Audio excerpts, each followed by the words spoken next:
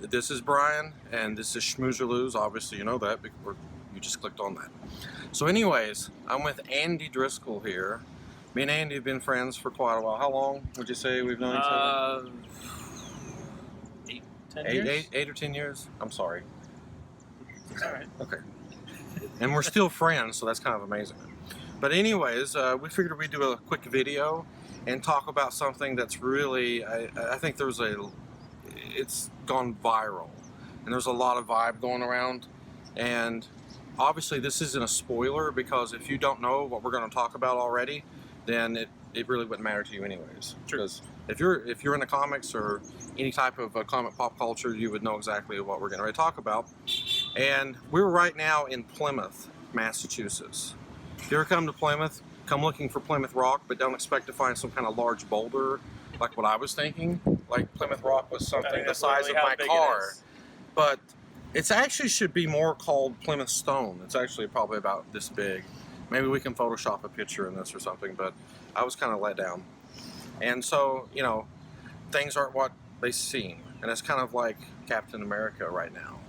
So Captain America is probably one of the most popular comic icons ever. And right with, of course, Captain America's with Marvel, most of you know that, but DC just come out with their Rebirth, which is a really big thing. They've really hyped that up and commercialized it. And so Marvel, in competition, had to do something drastic, I think, maybe, but maybe not why they done this, who knows. So Captain America come out as being a agent of Hydra. So what do you think about this so far?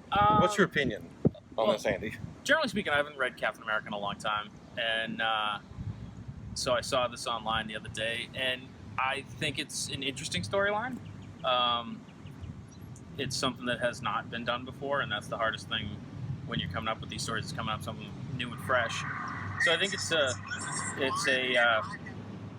an interesting idea, but like most things in comic books, it's temporary. It'll go away. Well, this is what we were talking about earlier. Right. That And to me, that's the unsatisfying part. I think maybe 5 or 10 issues from now or something, that we're going to find out that Captain America was a double agent or something going on. Double agent, or it's a clone, or there's always a way out, and they'll find a way to make it. And if you know anything about the Captain America storyline, if you've been following it, you know, Captain America originally started out, I mean, oh my gosh, the first one's back in the, what, late 40s?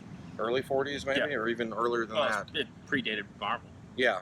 So Captain America is like one of the oldest superheroes, and he originally, if you look at the old comics, like even like with Alan Bellman working on it, Captain America represented this American icon. They always, I mean, the early pictures showed him punching out Hitler, fighting Nazis, and you know, he come to represent, you know, the United States as a people or whatever. But I think it's really interesting to take the most patriotic character of any comic book, probably, is Captain America. But that's it's kind of an old story. I mean, and this is kind of a sideways comparison, but Hulk Hogan was always the Hulkster, the American icon, and then when that got to be tired, they turned him into a heel, and it's just it's kind of been done and redone a lot. Right. It's not a new story idea. It's just a new twist on that particular character. Yeah. Well, it's an easy way of, you know, I don't want to say lazy writing, but it's an easy way of really drawing a lot of people to your book by doing something that shocking.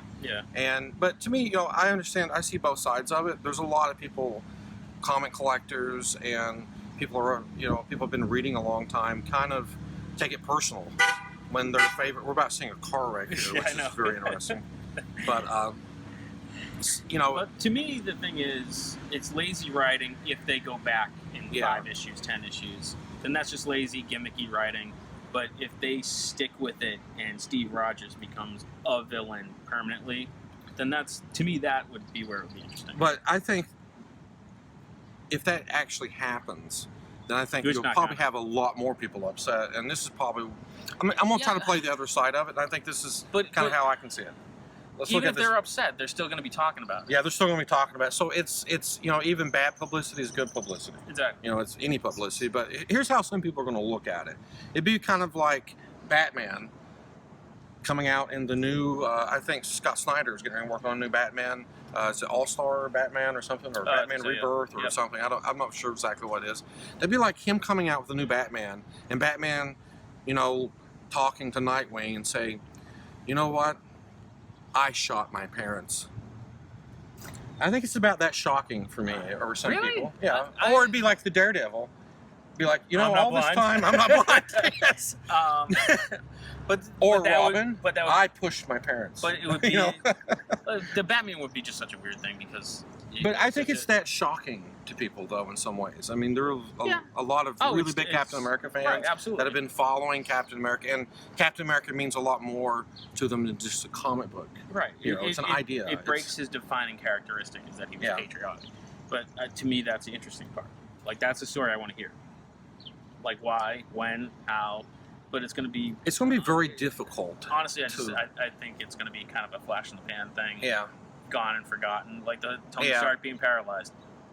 That didn't go over. I mean, and you got to look at it, too. I mean, the end of the Civil War, I mean, Steve Rogers was shot dead. Right. He was shot dead. Then he was old. Yes. And now he's a Hydra agent. So it's, to me, it's just gimmicky writing. Yeah. I'd much rather see them stick with it in the long run. Just out of... to me, that would be not lazy writing. Being like, nope, this is a decision we're making, and this is what we're going to go with. I don't think they would ever do that. I don't. No, not in a million years. They've not done that Not in a million years. I can't think of a character that of any popularity has actually died and remained dead. Even Jason Todd. The one that who was killed. I mean, the death in the family. The one that stayed dead the longest was Bucky. Bucky. Well, see, I remember when Death in the Family come out, and I think that I don't know if DC had like a poll or something. Yeah, that you voted. They voted. And everybody voted for him to die. That's because everyone hated him. Everybody hated Jason Todd. Everybody liked Dick Grayson, who became Nightwing, and of course, you know, but you know, Jason Todd was murdered by the Joker, and then he was brought back. The general rule is if you don't die as part of someone's origin story, you're coming back. Yeah. So we think this is just kind of going to be, you know, I hate to say this, but I think it was just a gimmick to sell more comics, and maybe it was lazy writing, maybe it wasn't. We'll see what's going to happen, but you know, it was whoever done this, it's genius marketing, because if you go on Facebook, and you'll see how many people are posting about Captain America, and then they're making memes about Captain America, you know, and the Hydra and all this stuff, and it's just exploded. So whether it's just pure garbage and what they're going to do with it, it's going to, you know, make people talk more about comics. Oh, absolutely. Maybe even go buy comics. Even that in and of itself isn't a bad thing. If people are talking about it more, then that's good.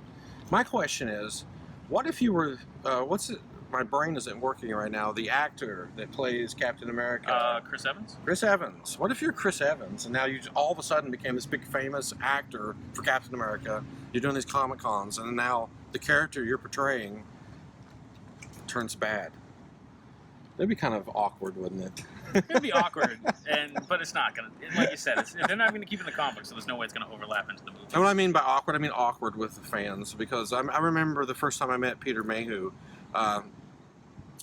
I was in line, and here's Chewbacca, and the guy in front of me started talking to Chewbacca, and Jeremy Bullock was there, who plays Boba Fett, and he started talking to them as if they were actually their characters. Oh, of course, yeah. And he was like, "Oh, you gave Han Solo such a hard time, and I can't." I was just sitting there like, God, this just really has to be awkward. I think that's awkward regardless of whether your character turns good or bad. I think it's just that's that hard thing, being an actor where they can't separate you from your character. So what do you think about this, though? Do you think...